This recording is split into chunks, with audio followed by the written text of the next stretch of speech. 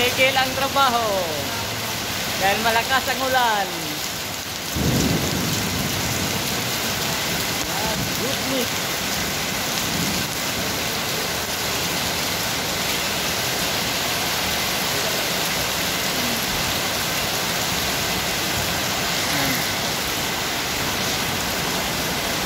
Tambay muna kami guys.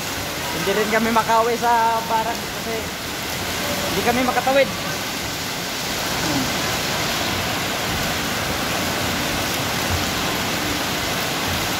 Guys, may isa akong kasama ditong vlogger guys. Yan. Hello. Ano naman, dapat na video. Apa? Kapag sa video ko, ano naman bro? Yan. Kaya ko kapag hindi naman, tangali. Ito, kaya ko walang TikTok. Ako tayo pa sa mamaya. Para mag-trending na ulit.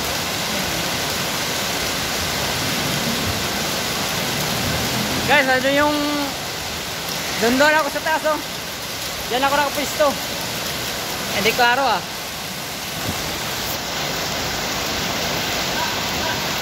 Yan guys. Diyan ako nakapisto doon. Yun. Yan, yun yung basket ko. Diyan ako naghihinang. Eh ulan eh. Wala pa namang bubong.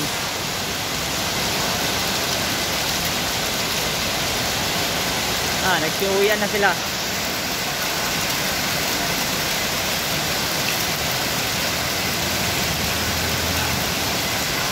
Nako. Mas lalong lumakas ah.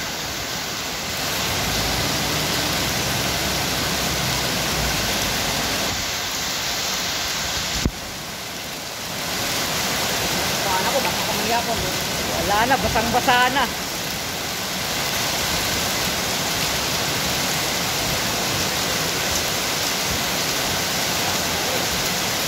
Yan mga kasama kong welder. Ito yung pinaka-idol ko sa Gapangan. Nakatayo dun sa duktok doon oh. Gumagapang doon oh.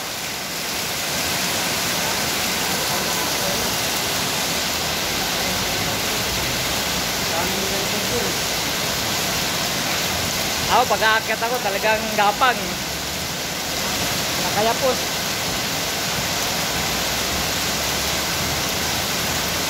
Iwan ko na lang muna dito yung mga gamit ko guys kasi napapasa pagtawid. Yan. Ito harness ko, body harness ko, wala na.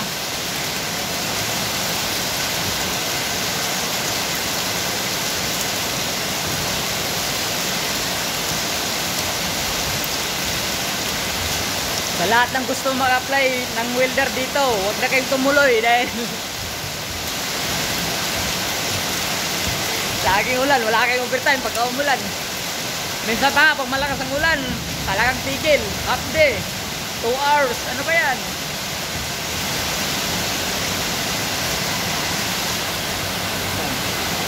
Ay guys, malapit na matapos kayo.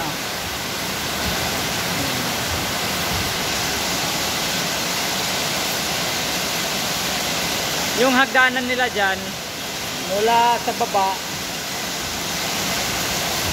hanggang 3rd floor yan. Pati yun dun, hagdanan. Pero yung hagdanan dyan, hanggang 2nd floor lang.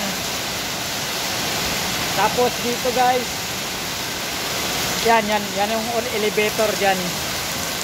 Sa gitna na yan, ito pong elevator dito po. Dito po banda yung elevator.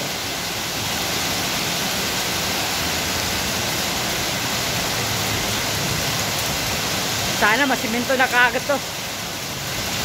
Para hindi natatagos yung tubig. Tingnan mo. So, nakatenga sila. Uy! Bahala na.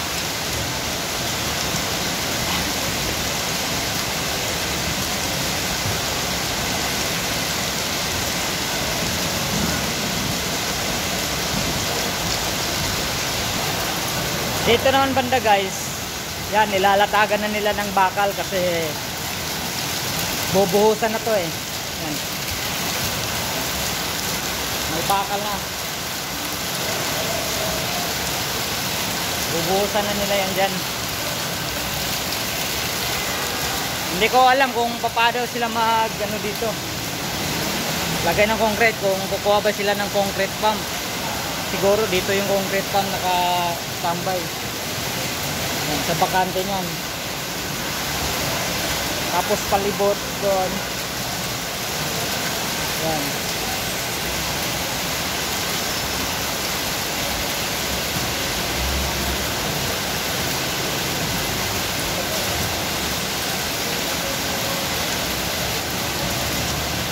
Kita ko sa inyo guys.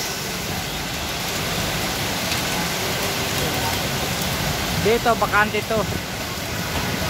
Kasi yung pitaka hole to eh. Yan, dyan ibibitin yung pinakamalaking ano dito. Yung ilaw, decorative. May ilaw yan dyan, nakabitin. Kaya tinitibayan namin yan. Iba naka-assign dyan na maghihinang kasi hindi ako pwede dyan. Nalulula ako. Kaya doon lang ako sa may sahig. Pareho lang naman ang taas niyan, kaso doon may sahig. Pag dungaw mo eh, hindi nakakalula dahil may makikita kang sahig. Eh dito wala talaga eh. Oh. Diretso talaga yan. Eh, naman akong ano, hindi ako sanay eh. Okay guys, dito muna, hanggang dito muna ako dahil baka lalakas ng ulan, bababa na ako. See you guys!